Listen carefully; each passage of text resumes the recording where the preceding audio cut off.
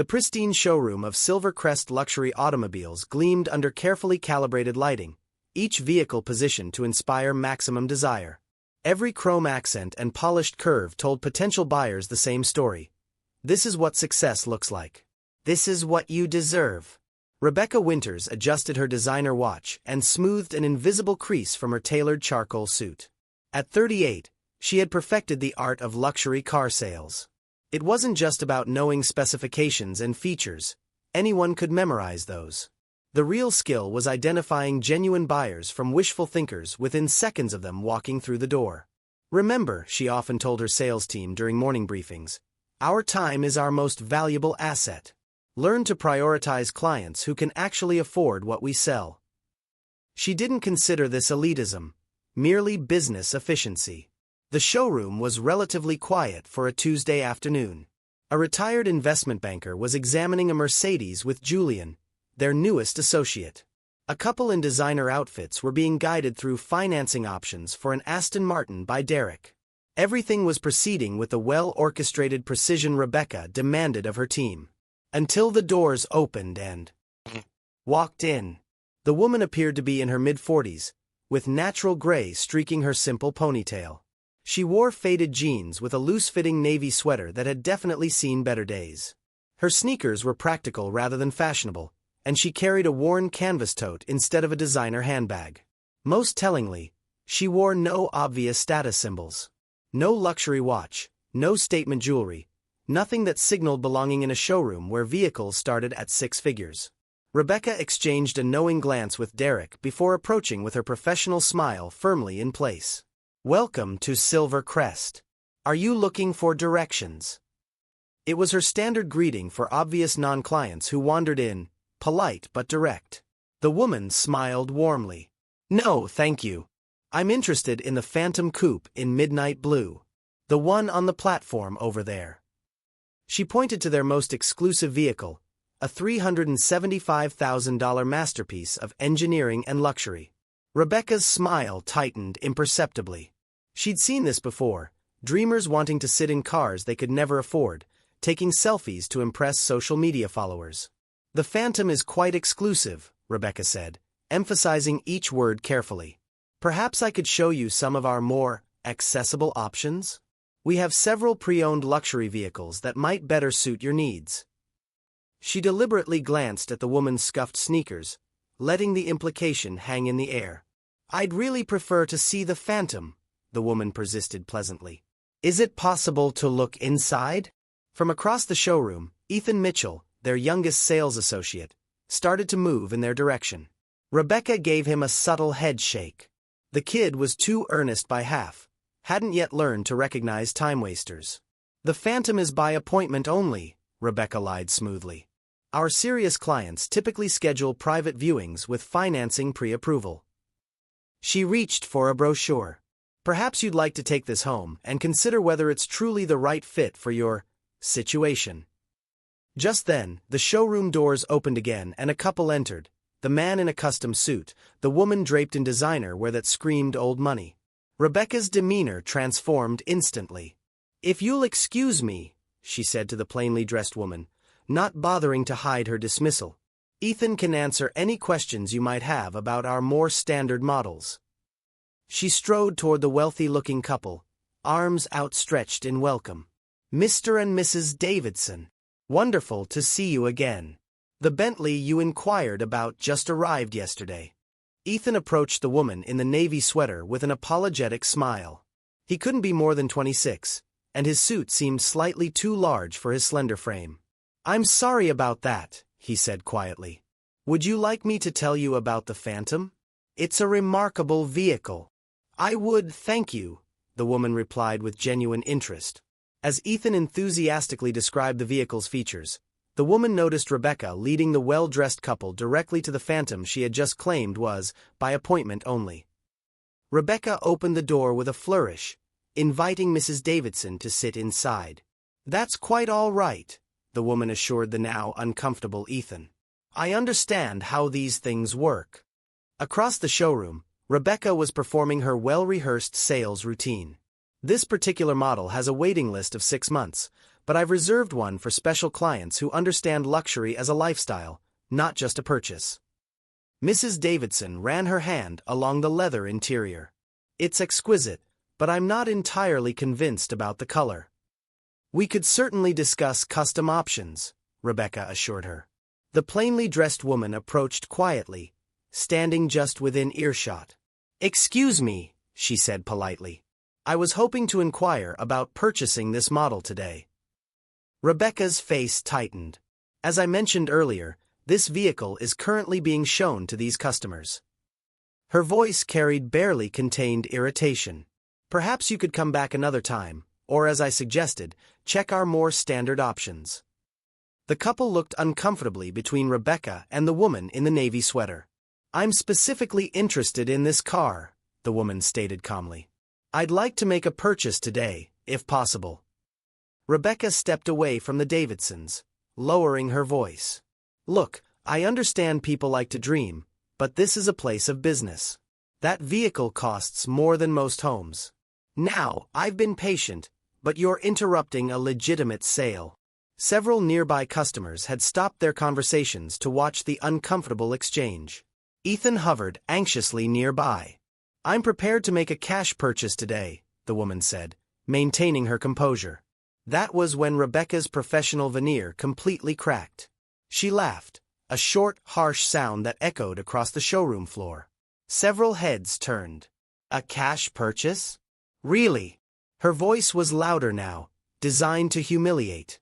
"This isn't a yard sale. We're talking about nearly $400,000. People who can afford these cars don't dress like—" She gestured dismissively at the woman's outfit. The woman's cheeks flushed, not from embarrassment but from a slow-building anger. Not for herself, she'd experienced such treatment before, but for anyone who had ever been judged by their appearance. "I believe my money is as good as anyone else's," she said quietly. Rebecca stepped closer, towering over the shorter woman in her designer heels. "Let me be clear," she said, no longer bothering to hide her disdain. "You are wasting my time and embarrassing yourself. Either make an appointment for a serious discussion when you're dressed appropriately, or please leave the premises." The showroom had gone silent. The Davidsons had stepped away from the car, visibly uncomfortable. "Is there a problem here?" A new voice joined the conversation. Victor Harrington, the dealership's owner, had emerged from his office, attracted by the commotion. Rebecca straightened her posture.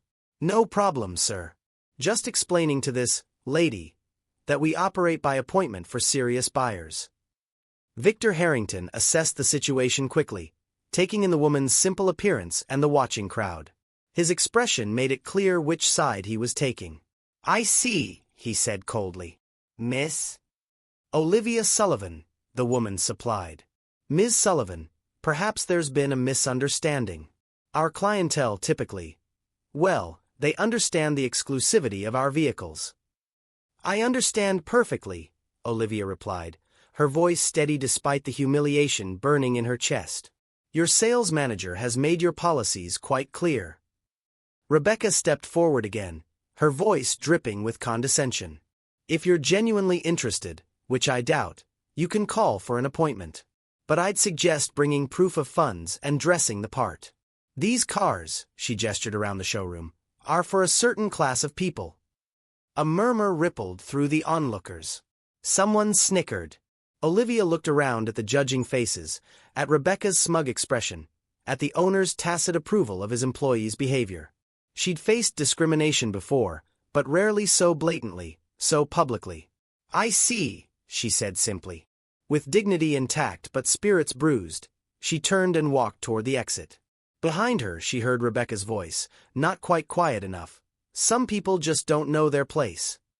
As she pushed through the glass doors into the afternoon sunlight, Olivia pulled out her phone. The humiliation stung, but a small, resolute smile formed on her lips as she dialed.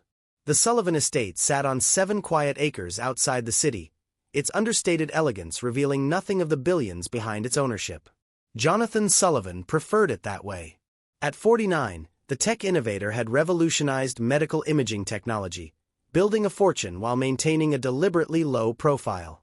When Olivia entered his home office, Jonathan looked up from his desk, immediately setting aside his work. 18 years of marriage had taught him to read her expressions with precision. Something was wrong. "What happened?" he asked, moving around the desk to meet her. Olivia sank into a leather chair, the afternoon's events washing over her. "It was educational," she said with a wry smile that didn't reach her eyes.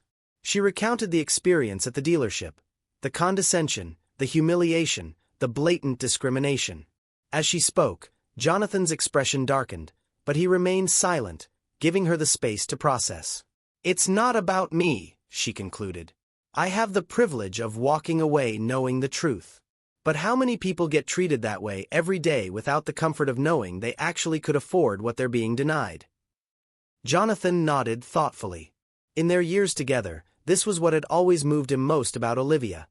Her consistent concern for others, even when she herself had been wronged. "So what would you like to do about it?" he asked finally. "Part of me wants to do nothing," she admitted. "Just buy David's gift elsewhere. But then I think about that young salesman, Ethan, who treated me with respect regardless of how I was dressed. And I think about all the people who face that kind of judgment without having any recourse." She looked directly at Jonathan. "These people need to understand that worth isn't determined by appearance. But I don't want vengeance. I want awareness." Jonathan nodded slowly, a plan forming. "I think I might have an idea that accomplishes both." "Nothing too dramatic," Olivia warned, knowing her husband's protective instincts. "No buying the dealership and firing everyone." Jonathan laughed. "Nothing so cliché. But maybe," he leaned forward, eyes twinkling, "a little education is in order." Together, they crafted a plan, not for revenge, but for enlightenment. Something that might change perspectives more effectively than simple retribution. "Are you sure you don't want to come along?" Jonathan asked when they'd finalized the details. Olivia shook her head. "This isn't about me needing to witness their comeuppance. It's about them learning to see beyond appearances." She paused, then added with a smile, "But I expect a full report." As evening settled over their home, Jonathan made several phone calls, setting things in motion for the following morning. Tomorrow would bring a powerful lesson in humility and the danger of assumptions, not just for Rebecca Winters, but for everyone at Silver Crest Luxury Automobiles. The following morning arrived bright and clear. Rebecca Winters entered Silver Crest with a confident stride, straightening her signature silk scarf. Yesterday's incident with the underdressed woman had become an amusing anecdote she'd shared over dinner with friends, another delusional dreamer thinking she belonged in the world of luxury. The showroom gleamed under carefully positioned lights, exotic cars arranged strategically to maximize their allure. Rebecca had just finished the morning staff meeting, emphasizing the importance of qualifying customers properly. "Remember," she'd instructed the sales team, "our time is valuable. We cater to a specific clientele. It's not elitism, it's efficiency." Ethan, the young salesman, had remained quiet during the meeting, his discomfort evident. Rebecca made a mental note to have a word with him about proper customer assessment. At precisely 10:15 a.m., the distinctive purr of an exceptional engine drew attention outside. Through the floor-to-ceiling windows, a vehicle unlike any other glided to a stop directly in front of the main entrance. Conversations halted mid-sentence.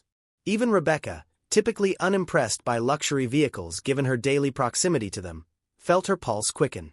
A Rolls-Royce Phantom, but not just any Phantom. This was a custom model with a unique gunmetal finish that seemed to shift colors in the sunlight. Conservative estimates would place its value north of $1.5 million. "Is that?" Victor Harrington, the owner, had emerged from his office, drawn by the sudden silence. "The bespoke Phantom," Rebecca confirmed, already moving toward the entrance. "Extremely rare configuration." A uniformed chauffeur exited the Rolls-Royce and walked around to open the rear passenger door with white-gloved precision. From the vehicle emerged a man of commanding presence, tall, impeccably dressed in a tailored suit that whispered rather than shouted its five-figure price tag. His salt-and-pepper hair was perfectly groomed, his posture effortlessly authoritative. Rebecca's salesperson instincts kicked into overdrive. This was beyond a good prospect. This was the kind of client dealerships competed for, the kind whose purchases included not just one vehicle but potentially an ongoing relationship worth millions. "Good morning, sir. Welcome to Silvercrest Luxury Automobiles," Rebecca called out, intercepting the distinguished visitor before any other salesperson could approach. "Rebecca Winters, sales manager. It's an absolute pleasure to have you with us today." The man regarded Rebecca with an unreadable expression, then offered a polite smile that didn't quite reach his eyes. "Jonathan Sullivan," he replied simply, offering a firm handshake. Rebecca's mind raced. The name sounded vaguely familiar, but she couldn't immediately place it. Regardless, the Rolls-Royce spoke volumes about the man's financial status. "Mr. Sullivan, it's truly an honor. What brings you to our establishment today? Perhaps I could show you our newest arrivals. We just received a limited edition." Jonathan raised a hand slightly, halting Rebecca's practiced pitch. "Actually, I'm here about a specific vehicle. The Phantom Coupe in midnight blue." Rebecca's smile broadened. "Excellent choice, sir. One of only 12 produced this year. I'd be delighted to show you. It's actually right over." "I know where it is," Jonathan interrupted smoothly. "My wife was here yesterday, expressing interest in it." Rebecca's customer service smile remained fixed, though confusion flickered in her eyes. "Your wife? I don't recall. Perhaps one of my colleagues assisted her." Jonathan's expression cooled noticeably. "No, Ms. Winters. You assisted her. Or rather, you refused to assist her. Olivia Sullivan. She was wearing jeans and a navy sweater. You suggested she might be more comfortable looking at more standard options." The blood drained from Rebecca's face as realization dawned. Behind her, she heard a small gasp from Ethan, who had been hovering nearby. "Mr. Sullivan, Rebecca stammered, her usual smooth delivery abandoning her. "There must be some misunderstanding. We welcome all customers here." By now, Victor Harrington had approached, sensing a situation developing. "Is everything all right, Rebecca?" Jonathan turned his attention to the owner. "Mr. Harrington, I presume?" "Victor Harrington. Yes, indeed. Welcome to Silvercrest." "Thank you. I was just explaining to Ms. Winters that my wife visited yesterday, interested in purchasing the Phantom Coupe as a gift for my brother. She was, however, treated in a manner that I find troubling." Victor's expression shifted rapidly from welcoming to concerned. I'm sorry to hear that. I believe I was briefly involved in a conversation, but I wasn't aware of all the details." Jonathan nodded thoughtfully. "The details include your sales manager here suggesting that people like her don't belong in an establishment like this, based solely on her casual attire." By now, a small crowd had gathered, other salespeople, support staff, and even a few early customers. The showroom had gone completely silent. "Mr. Sullivan," Rebecca began, desperation creeping into her voice. "If there was any misunderstanding—" "It wasn't a misunderstanding," Ethan suddenly spoke up. All eyes turned to the young salesman, who looked surprised at his own courage. "Mrs. Sullivan was treated poorly. She was polite and specific about her interest in the Phantom, and she was dismissed repeatedly based on her appearance." Rebecca shot Ethan a withering look, but the damage was done. Jonathan turned back to Victor Harrington. "You know, it's interesting. My wife founded and runs the Sullivan Foundation for first-generation college students. It's been her life's work since before I met her. She's raised over $75 million for scholarships and educational programs." He paused, letting this sink in. "Olivia chooses to dress simply because she believes in living modestly despite our means. She finds it keeps her connected to the students she helps. It's one of the countless reasons I love her." Victor Harrington had gone pale. "Mr. Sullivan, I assure you this does not reflect the values of our dealership. We pride ourselves on—" "Actions speak louder than mission statements, Mr. Harrington," Jonathan interrupted firmly. "Now, regarding the Phantom Coupe. I'm not here to purchase just one vehicle." Rebecca perked up slightly at this, a glimmer of professional hope breaking through her distress. "I was planning to purchase the Phantom for my brother David, as Olivia intended, Jonathan continued. But I was also considering a fleet replacement for our corporate vehicles. 5 in total. And my personal collection could use updating as well. Victor's eyes widened. A sale of that magnitude would exceed their quarterly targets in a single transaction. However, Jonathan continued, I find myself questioning whether this is the right establishment for such a significant investment. The silence in the showroom was absolute. Rebecca looked physically ill. Mr. Sullivan, Victor began desperately, I cannot apologize enough for this unfortunate incident. I assure you this is not how we conduct business. Please allow us to make this right. Jonathan considered this for a moment. Perhaps there is a way forward, he said finally. But it would require more than just selling me cars. Anything, Victor assured him quickly. The Sullivan Foundation is hosting a scholarship event next month. We're raising funds for a new mentorship program for students from disadvantaged backgrounds. Jonathan turned to Rebecca. I think your presence would be educational. Rebecca swallowed hard. Sir. Not as a guest, Jonathan clarified. As a volunteer. The foundation is always looking for people to help with setup, to assist the students, to see firsthand the work being done. The implications were clear. This wasn't just about selling cars anymore. It was about learning a fundamental lesson in human value. Additionally, Jonathan continued, addressing Victor Harrington, the dealership might consider implementing a training program on unconscious bias. I know several excellent consultants. Victor nodded emphatically. Absolutely. We would welcome such an initiative. As for the vehicles, Jonathan turned to Ethan, the young salesman who had spoken up. I'd like you to handle all the paperwork, starting with a Phantom for my brother. Ethan's eyes widened. Me? Thank you, sir. I'd be honored. Good, Jonathan said with finality. Now, shall we discuss the specifics of the corporate fleet? As they moved toward Harrington's office, Jonathan paused in front of the midnight blue Phantom, running his hand along its sleek contour. My wife has excellent taste, doesn't she? Behind them, Rebecca Winters stood motionless, her perfect world fundamentally altered. The harsh truth had finally dawned on her. She had revealed her character not by how she treated those she thought important, but by how she treated those she believed were not. 1 month later, the Sullivan Foundation Scholarship Gala transformed the grand ballroom of the Riverside Hotel into a celebration of potential.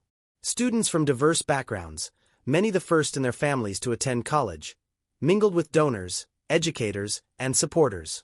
Near the entrance, Rebecca Winters, dressed not in her usual designer attire but in the event staff uniform, directed guests and assisted a young woman with her presentation materials. The past month had changed her profoundly. Her volunteer work at the foundation had started as an obligation, the price of professional survival, but something unexpected had happened as she witnessed the challenges these students faced daily and the determination with which they met them. Across the room, Olivia Sullivan, elegant in a simple blue dress, approached her. Despite knowing who she was now, Rebecca was struck again by Olivia's lack of pretension. How are you finding the experience, Rebecca? Olivia asked. Rebecca considered the question seriously. Humbling, she finally answered. And necessary. Olivia nodded. Jasmine seems to have taken a liking to you, she observed, referring to the young woman Rebecca had been assisting. She's teaching me about perseverance, Rebecca admitted. Apparently, I have a lot to learn. This drew a genuine laugh from Olivia. Rebecca's expression grew serious. Mrs. Sullivan, I know I've apologized formally, but I need to say it directly. I'm truly sorry for how I treated you. There's no excuse. You're right, there isn't, Olivia agreed, but without malice. The question is what you've learned. That worth isn't determined by appearance, position, or possessions, Rebecca said thoughtfully. And that everyone deserves respect until they prove otherwise, not the other way around. Good lessons, Olivia acknowledged. Expensive ones too, I imagine, Rebecca said ruefully, thinking of the substantial business the dealership had lost when Jonathan Sullivan decided to purchase only the Phantom and not the additional fleet. Worth every penny, Olivia replied with unexpected gentleness. Across the room, Jonathan joined them, placing a gentle hand on his wife's shoulder. Rebecca was just sharing some of her insights, Olivia explained. Jonathan nodded. I hear you've become quite involved with the mentorship program. Yes, sir.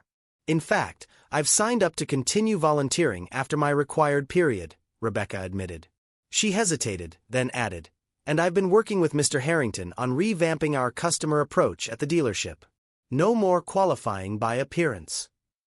I'm glad to hear it, Jonathan said, then surprised Rebecca by adding, which reminds me, that corporate fleet I mentioned. We're still in the market. Perhaps you could handle that transaction? Ethan speaks highly of how you've been mentoring him. Rebecca's expression registered shock before settling into genuine gratitude. I would be honored, Mr. Sullivan. Truly honored. Later that evening, as the event wound down, Rebecca watched Olivia and Jonathan Sullivan working the room, not flaunting their wealth or influence, but connecting genuinely with each student and family. She reflected on how completely her perception had been transformed. A month ago, she would have dismissed someone like Olivia Sullivan based on her casual appearance. Now she understood that true value ran deeper than designer labels, luxury cars, or executive titles. As Rebecca helped Jasmine gather her presentation materials, the young woman grinned up at her. You know what, Ms. Winters? You're nothing like how you seemed that first day. You're actually pretty cool. Rebecca smiled. Coming from you, Jasmine, that's the highest compliment I've received in a very long time. And she meant it. We all make judgments based on appearances, don't we? But as Rebecca Winters discovered, looking beyond the surface can reveal extraordinary people and life-changing opportunities. The true measure of wealth has nothing to do with your bank account. It's about how you treat others when you think no one important is watching.